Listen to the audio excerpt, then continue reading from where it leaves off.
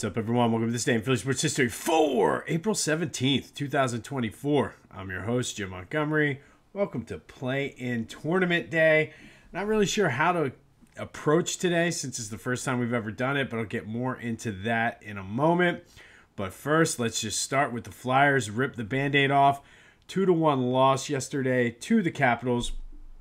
Right before that game went final, though, they were officially eliminated when Detroit scored a goal with 3 seconds left to send that game into overtime.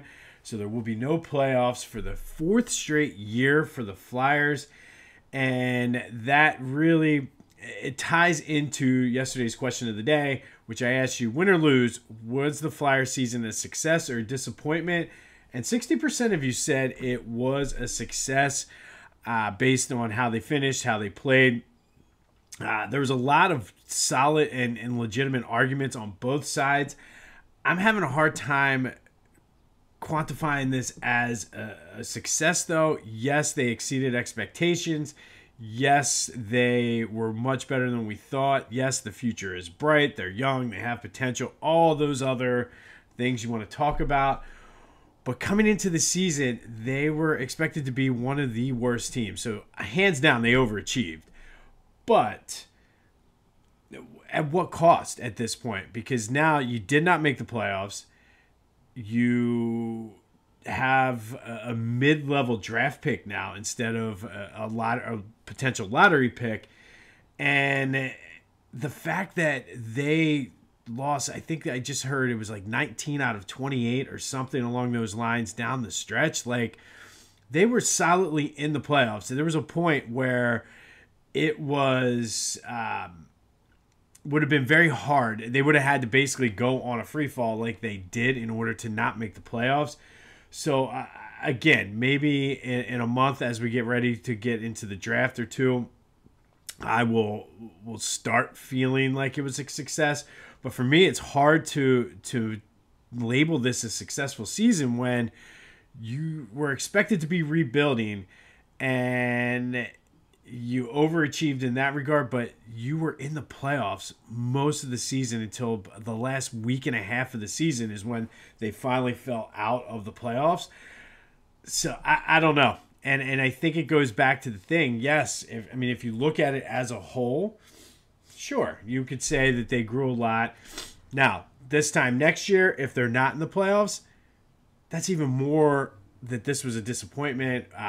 Obviously, each season is different, but for me, you can't look at the season as a whole, or you have to look at the whole season, I should say, not just expectations versus what they finished. What happened in the middle? And in the middle, they were a good team. They were in the playoffs discussion. For the longest time, they weren't even a wild card. They were holding down that third spot in the Metro Division. So I'm having trouble this morning quantifying this, like I said, as a successful season, but 60% of you said it was. Yes, they're young. Yes, the future is bright. I've been saying all year, we did way more Flyers coverage this year than we ever have, and I think we will continue to do so because the future is so bright. I've been telling you to get in on the ground level, whether it's going to games, watching, investing, going to Philly Goat, whatever. But it's hard for me to not be disappointed at the way this season ended. Just like there's people that were like, oh, well, the Eagles were this, that, and the other. Yeah, but look at how that season ended, and that's what everybody talked about. So just because the expectations coming into the season were different for the Eagles, this is just as bad, if not worse, of a collapse than what the Eagles had. Maybe not worse, but I feel like just as bad. So because the expectations coming in were different, we're supposed to look at the season differently? No. Like, you gotta stop with this old school Philly, like, participation trophy, gold medal, gold star, whatever. This team choked. I don't care if they're young. I don't care if they didn't have experience or whatever. And that's partly on the players. It's partly on the coach. It's on Briere, Keith Jones, all of them. The team choked. And it's hard to say the season was successful when, yeah, halfway through the season, the expectations completely changed. They fully should have been getting ready and gearing up for the playoffs, and they're not. So in my eyes, it's hard to call that a successful season right now because they choked. They literally choked. And we need to hold, like, we hold the Eagles to a higher standard. I don't know why we're not doing the same thing. Like, last night aside, and I'll get more into this, Bryce Harper was getting a free pass this season. Why? He needs to be held to the same standard we hold Jalen Hurts to and the Eagles. And I think we just need to be consistent across the board. Enough of this, like I said, participation trophy, moral victories. No, this team choked. The Flyers should be gearing up for a playoff run, but they're not because they choked. So for me, it's hard to say it was a successful season. Now, once I have time to digest it and the pain or disappointment, whatever goes away, maybe we can revisit it. But right now, on April 17th, this was a disappointing season. But as always, thank you for participating in the question of the day. 267-495-8531. Get you in on the Back to the Future voice and text line. There will be another question of the day, and it's a doozy later in the show. A couple of housekeeping and update notes. Yesterday, I said Gabe Kapler was in for the COVID season. No. Yesterday, 2019, Bryce's first season was Gabe's last season, and Joe Girardi was the manager for the COVID season. Just also a reminder, starting Saturday and probably going for the next couple weeks anyway, if you're used to getting clips and everything on social media, I'm not going to be able to do that in the morning between going away this weekend and then being out of my normal routine for state testing. Just going to be posting the YouTube and the audio podcast. I'll get to the clips and everything later on. Question of the day and all of that but I got to I have to leave the house earlier, so it's going to be a little bit more of a time crunch. So I will get those up in the afternoon. It's just, if you're used to doing that, bear with me for a couple weeks as I get through the testing season. All right. It is play-in tournament. And again, I don't know how to approach this because this is a new territory. Sixers technically won the 7th seed, but the NBA, in order to make things exciting, started the play-in tournament. I believe the COVID year, and they just kept it going after that. So basically, it's one and done. Or not, I shouldn't say one and done. One, and we'll see where they go from there. Sixers win, they're the 7th seed. Let's bring on the Knicks. They lose, they will have to play the winner of the Bulls-Hawks game to see who earns the right to play the Celtics. Not the best case scenario for the Sixers, to be completely honest, but they should have no problem beating this Heat team tonight. Yes, Jimmy Butler is capable of going off for 50 points in a playoff game anytime he steps on the court. I just feel like this feels a little bit different. And if Joe doesn't play, then forget about it. I don't know what will cause him not to play. They held him out. He seemed healthy. It was just a precautionary measure, so he should be fine. I will say the key to me for this game is Nick Nurse. If this was Doc Rivers coaching this team, no chance the Sixers would win it. Sorry, no chance. I have zero faith in Doc. But with Nick Nurse, I really feel that the Sixers will win. And I think if you're going to bet this, last I saw, the spread was 4.5. I like the Sixers minus the points, especially at home. If it was on the road, it'd be a different story. That crowd's going to be fired up. Joe's going to be fired up. And I think this is an important run here for Joe. Being able to go into the playoffs healthy. Yeah, the road is not going to be as easy because of their hopefully the 7th seed. But if they get that set, it's so crucial for them to get the 7th seed to avoid Boston until the conference finals. Not that, and again, you're going to have to beat these teams anyway. But you got the Knicks, and then I believe it would be either Indiana or the Bucks, which capable of winning. So to me, that's sort of where I'm at. Like, it's crucial you get the 7th seed. The matchup with the Knicks is going to be tough, but I don't want to have to stress this out this weekend. Like, oh my goodness, where are we're in a do or die situation now. So take care of business tonight. I think the Sixers get it done, -4.5. Jimmy Butler does scare me a little bit. However, yes, he can take over a game, but I think top to bottom, the Sixers have a better team. There's a reason why the Heat finished in the 8th seed. And yeah, Jimmy Butler's a different animal in the playoffs than what he is in the regular season, but that team is around him is just not as good. And the Sixers, before Joe got hurt, were battling for one of the top 4 spots, and they were only a game behind the Bucks and only a couple games behind Boston when his injury happened. So I think that's going to be the difference. And I mentioned it before, the fact that this bench got a lot of extended playing time and good minutes against the starting 5 of a lot of these NBA teams. I think that's going to be the difference in this game. Take the Sixers. This is not like how we did with the Eagles. I'm betting the Sixers -4.5. They take care of business. Bring on the Knicks. Let's go. But this is the first foray into the play-in tournament, so I'm not sure what to expect. I do wish, like, in a one game, anything can happen. Like, if it was a series, no chance that the Heat could beat the Sixers in a 7-game series. But one game with Jimmy Butler, you never know. But I think the Jimmy Butler magic is starting to run out. He doesn't have the supporting cast, and that's going to be the difference in this game. All right. Be sure to check out my boys at the Clashing Conferences podcast, gearing up for the playoffs. Looking forward to talking trash on my boy Topher Pete if the Sixers play the Knicks. Should be a good time. But check them out wherever they get their podcast, wherever you get your podcast, as well as on YouTube.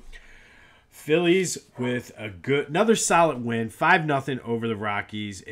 We'd like to have seen more offensively, but we'll take it. Bryce did step out of his slump.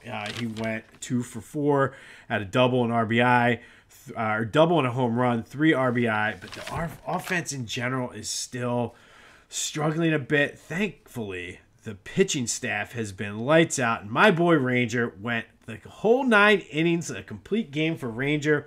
1 walk, 7 Ks, scattered I think it was 7 or 8 hits. And if you go back to my Phillies preview, I told you my hot take, my bold prediction was Ranger would be the best Phillies pitcher this season. And so far early, after I think 3 or 4 starts, he has been the Phillies' best pitcher. He has a ridiculous scoreless inning streaks going. Like, Ranger has been the real deal. If only we can get the offense to catch up, this team could catch the Braves. Now, we've won 2 in a row. I know it's hard sometimes to go for a sweep. It is Colorado. Let's start a winning streak, damn it. I mean, more than 2 games. Let's get a couple more games above 500. You got the White Sox coming in this weekend. Hopefully they'll get the game in. It's supposed to be on and off rain all day, but let's go. Let's get more than a 2-game winning streak. I need to see the bats break out today. I don't know. But Ranger, you are the man. Which, it's only a matter of time. I've been pushing for this all year, but the way he's off to a start, I think it's time for Philly Goat to come out with the Power Ranger red Power Ranger Suarez shirt. Go Ranger Suarez. I don't know. It's a good idea. But go to Philly Goat. Check out the Philly Connect shirts. Mine is shipped. It should be here hopefully for the weekend. As soon as it's out, I'll show it off to you guys and wear it. But check out their Philly Connect line, whether it's t-shirts, jerseys, hoodies, jackets, sweatshirts. They have sweatpants, hats. I mean, Philly Goat did the City Connect jerseys the right way. So go check it out. Also, Devontae Smith finally signed, so they have the Kate receiver, the skinny Batman shirt. Get one of them too. Telling you, just go to Philly Goat, check it out. You won't be disappointed. The selection they have is incredible. Hopefully soon to have the Go Ranger Suarez shirt. But use the promo code Jim Montgomery at checkout for 10% off your order. As I like to say, help yourself out, help me out. Everybody's happy. Help Philly Goat out. and we will go. So go to phillygoat.com, check out their selection. The Philly Connect line is phenomenal. Get some shoes to match too. Can't wait to break those things out. I just have been lazy, haven't cleaned out my closet, so they're still sitting here in the boxes. Plus, it's been raining. I haven't gone anywhere. So looking forward to busting them out. But go to phillygoat.com. Use the promo code Jim Montgomery for 10% off your order, and you will not be disappointed. Devontae Smith did speak to the Philly media yesterday, and honestly, it's hard not to like this dude. What a professional. What a good dude. And, I mean, the fact that there could be a receiver controversy, or the media is trying to make a receiver controversy, like who's number one, who's not, and truthfully, it doesn't matter. Like, they play two different games, but, like, if you're going to double AJ, there's Devontae. If you're going to double, that's hard to say, double Devontae, there's AJ. Why do we have to worry about who's one, who, like, it's just the media trying to manufacture drama. Stop it. Stop it. Devontae Smith is signed, though, and get that Cape receiver shirt from Philly Go. All right, today we're going to do a double play Wednesday. And first, we're going to go back to 1976. And on this day in 1976, the Phillies beat the Cubs 18-16 in 10 innings at Wrigley Field. The teams combined for 9 home runs, which the Cubs and Phillies back then, during that time frame, combined for some wild, wild games at Wrigley Field. This one was 18-16. Phillies beat the Cubs in 10 innings. Of those 9 home runs, Michael Jack Schmidt hit 4 of them. He went 5 for 6, 4 homers, 8 RBI. He became the 10th player to hit 4 home runs in a game, and the first one at the time to do it since Willie Mays did it in 1961. So it was about 15 years since the last time someone hit 4 home runs in a game. Since then, 8 more have done it. The last to hit 4 home runs in a game was J.D. Martinez in 2017.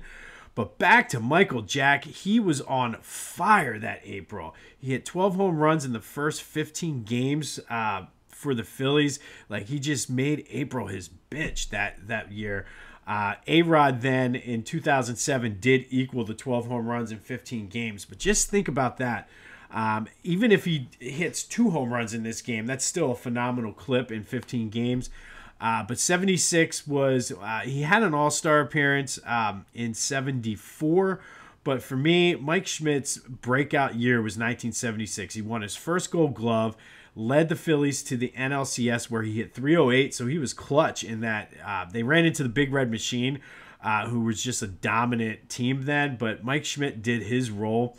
Had led the league in home runs a couple years before, but he hit 38 that year in 76. Just a phenomenal season, breakout year for Mike Schmidt. All started with that day in Wrigley back in 1976 when the wind was blowing out and the Phillies beat the Cubs 18-16. Mike Schmidt becoming the 10th player in Major League Baseball history to hit 4 home runs in one game. And I'm just trying, like, too many thoughts are coming out of my head at the same time. He's the 3rd Philly to do it. Chuck Klein did it, and Ed Delhanty did it in the late 1800s. Chuck Klein, I believe, was like in the 1920s. So Mike Schmidt was the 3rd player to do it. Hard to believe that Ryan Howard never hit 4 home runs in a game. Hard to believe that Bryce Harper hasn't done it. Both of them have hit 3, but Mike Schmidt became the 3rd Philly and 10th Major League player ever to hit 4 home runs in a game on this day in 1976 out at Wrigley Field. And our second play, not going to spend a ton of time on this, but I have to mention it because it was a pivotal moment in Philadelphia sports. On this day in 1999, the Eagles had the number 2 overall pick in the NFL draft and selected quarterback Donovan McNabb out of Syracuse, who was promptly booed by the Dirty 30 and Angelo Cataldi, who has said now that he's in the Philadelphia Sports Hall of Fame that he expects everybody to boo him. Not sure the appropriateness of me booing him, considering I am a volunteer and a part of the ceremony. But if Angelo wants to be booed, I am going to boo him in honor of my pal Donovan McNabb. Hopefully Donovan shows up and I can get with him and be like, hey, let's boo this man. This might be my first and only Philadelphia Sports Hall of Fame induction ceremony, because I'm probably going to get banned when I boo Angelo Cataldi because of what he did for Donovan. But hey, on this day, 1999, the Eagles selected Donovan number 2 overall in the 1999 draft, and the rest, as they say, is history. Speaking of the Philadelphia Sports Hall of Fame, all the information on Angelo and the other inductees are in the description, as well as ticket information. This one's going to be well attended, so get your tickets early. If you're interested in being a sponsor or have a business that you'd like to donate something to for the auction, hit me up for that as well. But like I said, this is going to be a fun induction class, fun induction ceremony. Hopefully it is not my only one, because I don't get banned from the Philadelphia Sports Hall of Fame and or Live Casino in South Philly for booing Angelo Cataldi. But that's what he wants. It's his night. Somebody's got to... I've always had Donovan's back. I've been driving that number 5 train for a long time here in Philly. So I got your back, Donovan. Number 5 will always love me. I will always love you, my friend. All right. Our top 20 memory today for the 20th anniversary of Citizens Bank Park. From one legend. The legends, we're full of legends today. It should be a legendary Wednesday. But we're going back to October 6, 2010, Game 1 of the NLDS. The Phillies beat the Reds 4-0. On the mound that day for the Phillies was Roy Halladay, making his first ever postseason start, and it was a doozy. He threw a no-hitter. It was only the second time that a no-hitter had been thrown. The other was Don Larsen's perfect game in the 1956 World Series. The only blemish for Roy that day was a 2-out walk in the 5th to future Philly Jay Bruce. He threw 104 pitches, had 8 strikeouts, and was just masterful in his postseason debut. And to top it all off, he went 1 for 3 with an RBI and a run scored at the plate. So he was responsible for 2 of the Phillies' 4 runs that day. Just a phenomenal outing by Roy Halladay. And if you're keeping track at home, no-hitters have only happened in the postseason 3 times. The Phillies were involved in 2 of them. We talked about Don Larsen. Roy Halladay in 2010, our Citizens Bank Park memory. And the other one, ironically enough, happened at Citizens Bank Park as well. And that was Game 4 of the 2022 World Series, when the Astros combined no-hit the Phillies to even that series up at 2 games apiece. But today's top 20 memory is Roy Halladay's no-hitter in the 2010 NLDS. Unfortunately, they would lose to a red-hot San Francisco Giants team in the NLCS that year. But man, that was just incredible. What a way to start your postseason career. Finally today, like I said, I should have said instead of a double play Wednesday, this is like legendary Wednesday. So the legends just keep on coming today. And today's Philly sports team with unfinished business, who left a lot of meat on the bone. This is one of the most irritating and frustrating teams in my Philadelphia sports history. The 1991 Philadelphia Eagles. Expectations were high. Buddy Ryan was fired. Rich Kotite took over. And everything, like, he had his offense in place. Cunningham had already played a season, had an MVP-like season. So offensively, the expectations were high for the Eagles. Defensively, they had the same team that Buddy had built. They brought in legendary defensive coordinator Bud Carson, who was a brilliant defensive mind in his own right. And he was smart. He didn't change much. He just kind of made some tweaks and let these guys do what they wanted. Unfortunately, first game of the season, early second quarter, Bryce effing Pop. Like, I can't stand that guy to this day, and I've heard he's a nice guy. Whatever. I don't care. One of the marred my childhood with this. Came through, hit, and it was a legal hit. Don't get me wrong. I'm not saying he did anything illegal, but Bryce friggin' Pop tore Ant Randall's ACL, and he was out for the season. The defense rallied. They still went 10-6 and missed the playoffs that year. The defense, though, geez, they were number 1 in yards across the board, total, passing and rushing. Number 5 in points allowed. Now think about that. They were number 5 in points allowed, and part of that was just due to the ineptitude of the offense. McMahon was the backup, and he played okay. Jim McMahon was not necessarily the issue. The issue was he couldn't stay healthy. And then once McMahon kept getting hurt, you brought in guys like Brad Gable, Pat Ryan, Jeff Kemp, just like the absolute bottom of the dumpster that the Eagles were rolling out at quarterback. It was like I think at one point my dad got a call to play quarterback for the Eagles, but he couldn't get off of work at the time. That's just how bad it was. But the defense was so good. And so many people say, well, the defense was only so good that year because they had to, because of how bad the offense was. And no, I think if the offense was better, that defense would have been better. They wouldn't have been on the field as much. They wouldn't have had to do as much. They could have played more relaxed. And truthfully, they had a chip on their shoulder that year anyway, because none of them wanted Buddy to be fired. So they rose to the occasion and played well in spite of Norman Brayman, who had fired Buddy Ryan. And basically, they weren't necessarily the biggest fans of Kotite, but it was what it was. So Reggie and those guys went out and did their thing. I feel they would have been even better if the offense was even average. It was absolute dreck they were throwing out there, and they still went 10-6. Think about that. So, to me, this team left a ton of meat on the bone. We needed mediocre quarterback play, and they would have made the playoffs. Just mediocre. That's all we're asking for. We're asking for, Trent Dilfer or who else? My mind's going blank. Brock Purdy. Mediocre play. Even Gardner Minshew would have led this team probably to the NFC Championship game that year because that's how good the defense was. But instead, we get Brad Gable, Pat Ryan, and Jeff Kemp. Idiots. Anyway, the 1991 Eagles are today's Philly sports team that has unfinished business and left a lot of meat on the bone.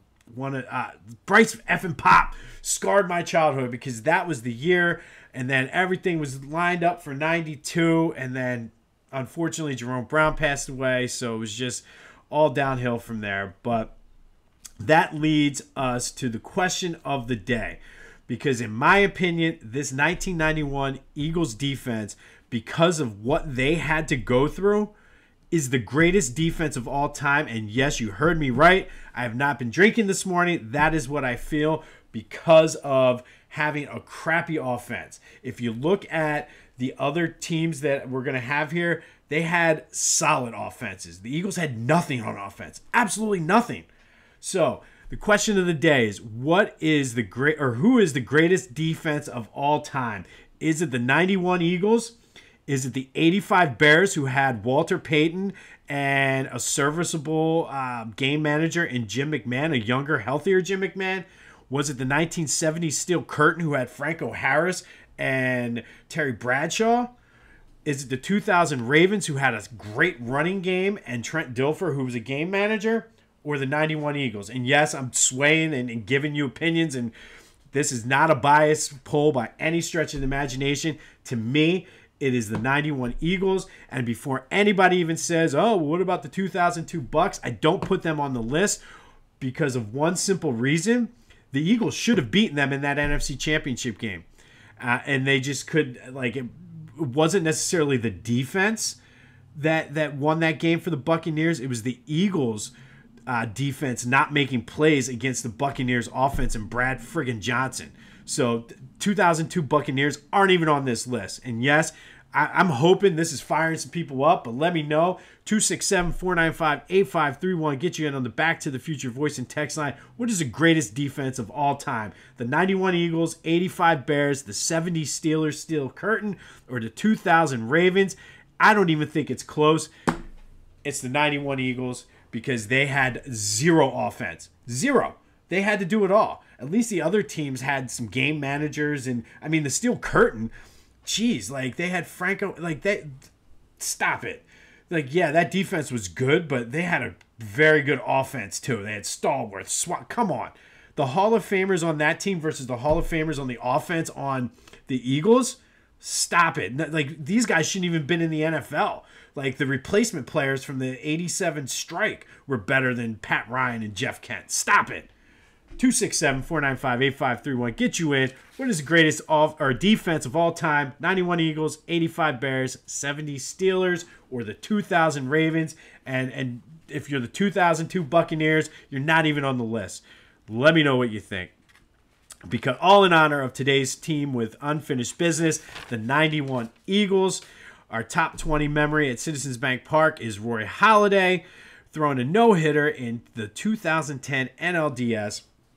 We had a double play Wednesday. On this day in 1999, Donovan McNabb was drafted. And then in 1976, Mike Schmidt became the 10th player in Major League Baseball history, the third Philly to hit 4 home runs in a game, a feat that has only been done 18 times in the history of Major League Baseball. So quite the impressive feat. Flyers are a disappointment. I don't care what anybody else says, but give me your thoughts on the Flyer season. Let's go Sixers. I'm already fired up. Let's go. Let's go.